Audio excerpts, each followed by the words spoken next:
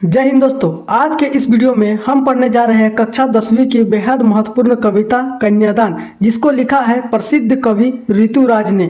इस कविता में दिखाया गया है कि कैसे एक पिता अपनी बेटी को शिक्षित, आत्मनिर्भर और सम्मान के साथ जीने की सीख देता है। यह कविता सिर्फ कन्यादान नहीं बल्कि समानता और जागरूकता का संदेश भी देती है। तो वीडियो को आखिर तक जरूर देखें, क्योंकि इसमें हम कवर करेंगे कविता का पूरा सार, सभी महत्वपूर्ण प्रश्न एवं उत्तर, वीवीआई क्वेश्चन विद आंसर। तो चलिए वीडियो को शुरू करते हैं। कविता कन्यादान का पूरा विश्लेषण और सवाल जवाब एक ही वीडियो में। तो आइए दोस्तों, सबसे पहले शुरू करते हैं। हमारा पहला क्वेश्चन क्या कहता है? दोस्तों, सबसे पहला जो हमारा क्वेश्चन है वो है कि माँ ने अपनी अपनी कन्या को चेहरे पर रिंझने के लिए क्यों कहा है? माँ ने, जो माँ होती है, वो अपनी कन्या को, अपनी बेटी को अपने चेहरे पर रिंझने के लिए क्यों कहती है? तो चलिए सबसे पहले इसके आंसर को देखते हैं। इसका उत्तर है दोस्तों कि माँ ने अपनी कन्या को अपने चेहरे पर रिंझने के लिए मना इसलिए किया है। देखिए, मना करती है चेहरे पर रिंझने के लिए। देखिए कि माँ ने अपनी कन्या को अपने चेहरे पर रिंझने के लिए मना इसीलिए किया है क्योंकि अपने चेहरे की प्रशंसा सुनकर सभी कष्टों को झेलने के लिए तैयार हो जाती है। इसका मतलब ये हुआ कि माँ मना करती है कि अपने चेहरे को ज़्यादा, अपनी सुंदरता को संवारो मत, क्योंकि चेहरे की आपकी सुंदरता की प्रशंसा करके, तारीफ करके तुम क्या हो जाती हो? तुम शोषण का शिकार हो जाती हो। तुम्हें कोई तारीफ कर दे कि तुम बहुत सुंदर हो, और अगर वो कल को कुछ काम कहे तो तुम करने के लिए मजबूर हो जाओगी, वो काम जो शायद तुम नहीं भी करना चाहो। इसका मतलब यही हुआ। आगे देखिए, आगे जो हमारा दूसरा प्रश्न है वो है कि वस्त्र और आभूषण को बंधन क्यों कहा गया है? वस्त्र और आभूषण जो होता है पहनने का एक, मतलब ये कह लीजिए कि श्रृंगार। अब देखिए, इसे बंधन क्यों कहा गया है?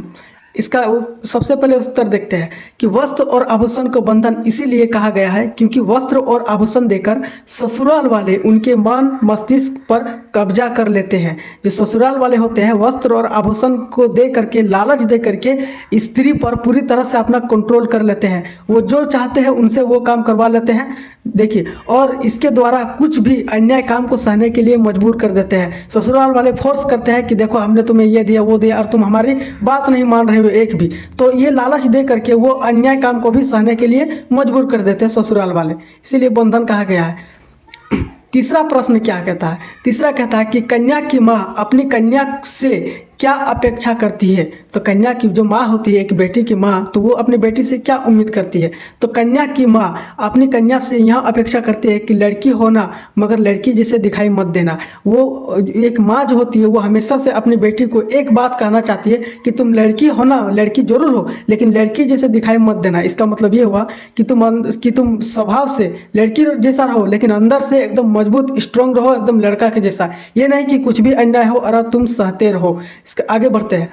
चौथा प्रश्न जो है हमारा, दोस्तों जो चौथा हमारा सवाल है उसे जरा समझते हैं कि किसके दुख को प्रामाणिक कहा गया है और क्यों। यहाँ एक दुख है, दुख बीतता है, लेकिन किसका और प्रामाणिक क्यों कहा गया है? किसके दुख को प्रामाणिक कहा गया और क्यों कहा गया है? इसके पीछे का कारण क्या है? देखिए समझते हैं कि माँ के दुख को प्रामाणिक कहा गया है। क्यों कहा गया है? क्योंकि लड़की की विदाई के समय सबसे ज़्यादा दुखी माँ ही होती है। आप ध्यान दीजिएगा, आप कभी देखे होंगे, जब कभी आपकी बहन या फिर कोई आपकी पड़ोस की जब कोई बेटी विदाई होती है अपने मायके से, तो सबसे ज़्यादा दुख किसको लगता है? एक माँ को लगता है। तो माँ के दुख को यहाँ प्रामाणिक कहा गया है। आगे बढ़ते हैं पांचवा प्रश्न की ओर। देखिए, पांचवा जो हमारा प्रश्न है उसे समझते हैं। दोस्तों, आप समझते हैं कि पांचवा प्रश्न हमारा क्या कहता है? तो देखिए, पांचवा प्रश्न जो होता है वो होता है कि माँ अपनी बेटी को अंतिम पूंजी क्यों मानती है? एक माँ जो होती है वो अपनी बेटी को पूंजी मान लेती है, अंतिम पूंजी, लेकिन क्यों? इसके पीछे का कारण क्या है? चलिए इसे समझते हैं।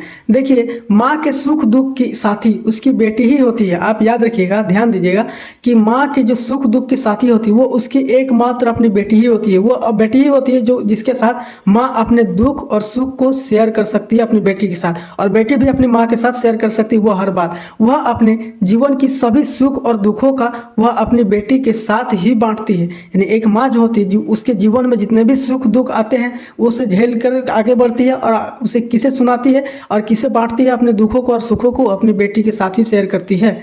और ये देखिए, और बेटी के चले जाने के बाद वह अकेली पड़ जाती है। जो बेटी विदाई होकर चली जाती है अपने ससुराल, तो माँ अकेली पड़ जाती है। इसीलिए वह अपनी बेटी को अंतिम पूंजी मानती है। इसीलिए जो एक माँ होती है वो अपनी बेटी को अंतिम पूंजी मानती है कि वही उसके सुख दुख का सहारा बनती थी, या फिर वो साथ देती थी, उसके जो सुख दुख होते थे उसको बांटती थी, शेयर करती थी अपनी बेटी से।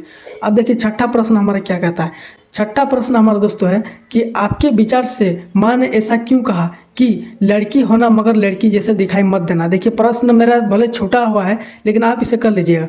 कह रहा है कि आपके विचार से माँ ने ऐसा क्यों कहा कि लड़की होना मगर लड़की जैसा दिखाई मत देना। ये क्वेश्चन है, भले छूट गया लेकिन आप कर लीजिएगा उसको। देखिए इसके आंसर को चलिए चलते हैं, इसके आंसर को देखते हैं।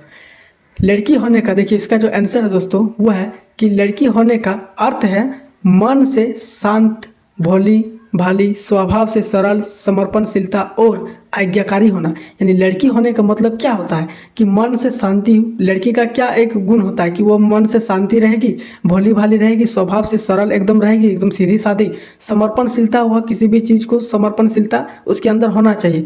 आज्ञाकारी होना चाहिए, वो दूसरे के प्रति यानी दूसरे की बात सुनने वाली हो, दूसरे की आज्ञा रिस्पेक्ट करती हो, यही चीज़ होना चाहिए एक लड़की में। लेकिन यहाँ क्या कर रहे हैं देखिए, लेकिन परंतु इसका अर्थ यह नहीं कि वह लड़की है तो सभी अन्याय और कष्टों को सहते रहे। यानी इसका मतलब ये थोड़ी होगा कि अगर वो लड़की है तो सभी अत्याचार को वो सहते रहेगी, सभी अन्याय को सहते रहेगी, ऐसा नहीं ना है।